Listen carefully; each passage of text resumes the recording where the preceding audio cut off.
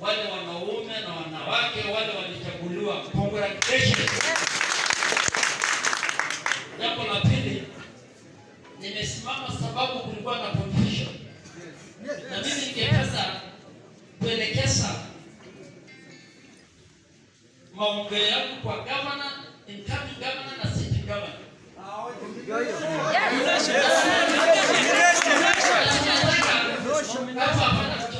Watu wametembea kwa katatu kutafuta kura, tumetembea kwa yetu.